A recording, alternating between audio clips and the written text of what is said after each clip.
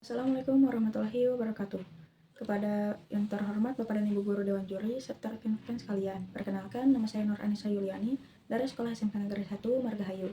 Di sini saya akan melaksanakan tantangan Exam Beras pada bulan April, yaitu One Day One Story dengan tema Liburanku. Ini adalah salah satu hari yang selalu dinantikan oleh rata-rata semua kalangan masyarakat, khususnya masyarakat di Indonesia. Ya, hari libur bersama Lebaran. Tidak terasa liburan kali ini sudah berakhir begitu saja ya. Masing-masing dari kita pasti memiliki cerita menarik selama berlibur Lebaran kemarin kan? Nah, salah satunya saya. Di sini saya akan sedikit menceritakan tentang kegiatan atau pengalaman saya bersama mama dan adik saya saat berlibur Lebaran kemarin. Pada tanggal 1 Syawal tahun 1447 Hijriah, diawali dengan melaksanakan kegiatan wajib yang dilakukan umat Islam tiap 1 tahun 1 kali, yaitu sholat Idul Fitri berjamaah di masjid. Lalu bersalaman dengan beberapa orang di sana, dan setelah selesai dilanjut dengan pergi berziarah ke makam keluarga. Kami bertiga langsung berangkat pagi itu juga, karena jika terlalu siang maka akan semakin panas dan padat dengan orang-orang yang pergi berziarah juga.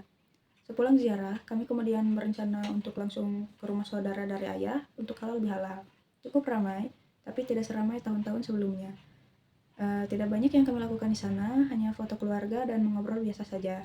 Kemudian besok sorenya saya bersama mama dan adik saya pergi ke kampung halaman mama saya di Garut. Dan kami sampai di sana pada malam hari. Saat pagi tiba, mama mengajak untuk menjenguk Uyut atau nenek buyut saya yang berada di Lebak.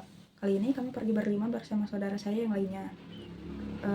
Namun saat kami tiba di rumah Uyut, ternyata beliau sedang pergi. Kami pun memutuskan untuk berziarah ke makam Uyut yang laki-laki.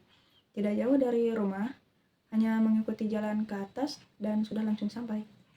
Pulang berziarah, mampir dulu ke rumah Uwa di Wetan dan kembali lagi ke rumah nenek di Tongo setelah azan asar.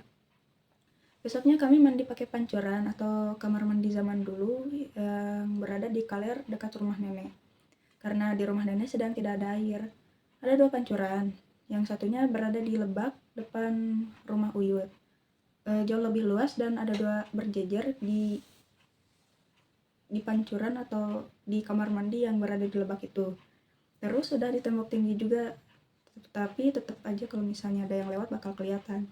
Soalnya dindingnya nggak full sampai atap dan pintunya juga masih pakai banner bekas, jadi kalau misalnya ketiup angin ada kemungkinan bakal kebuka pintunya. Sedangkan pancuran yang di Kaler itu yang bisa dibilang paling mirip sama kamar mandi zaman dulunya, karena yang di Kaler itu dinding sama lantainya masih terbuat dari bambu dan tidak menggunakan atap gitu. Ukurannya juga kecil dan dindingnya itu sebawah pinggang saya. Jadi kalau misalnya mau mandi itu harus sambil jongkok biar gak ada yang amit-amit ada yang ngintip gitu dari mana gitu ya. Air pancuran itu juga cukup menyejukkan karena berasal dari sumber mata airnya langsung, yaitu dari sungai. Tapi jika saya disuruh pilih lebih nyaman mana, saya lebih nyaman sama pancuran yang di Kaler, karena Kaler itu masuknya ke area yang gak bisa sembarangan dimasukin orang atau dimasukin umum. Karena masuk ke Kalernya aja harus lewat rumah nenek dulu. Terus kunci pagarnya ada di nenek saya, dan biasanya nenek atau kakek saya kesana untuk menuju ke sawah. Jadi jalan pintas gitulah. Karena itulah di Kaler tidak mungkin akan ada orang lain yang lalu lalang seperti di Lebak tempat Uyut saya berada. Hingga tiba malam dimana itu menjadi malam terakhir kami di sana. Mama saya sedang menyiapkan barang dan ongkos untuk pulang, tapi saat mama saya sedang menghitung uangnya, ternyata ada 1 lembar 100.000 yang hilang. Dicari kesana sini gak ada terus, dan mang saya datang buat nanyain. Kemudian mama ngasih tahu ke mang saya kalau uangnya hilang. Mang saya kemudian bilang kalau misalnya saudara saya alias anaknya ini juga kehilangan uang. Bedanya yang hilang itu 7 lembar 20 ribuan.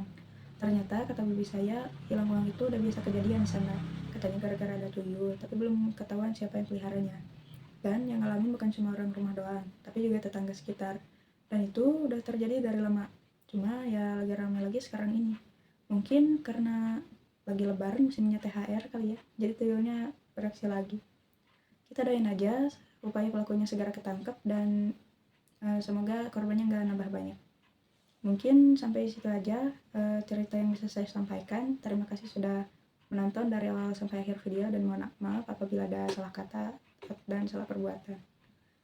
Sekian dari saya. Wassalamualaikum warahmatullahi wabarakatuh.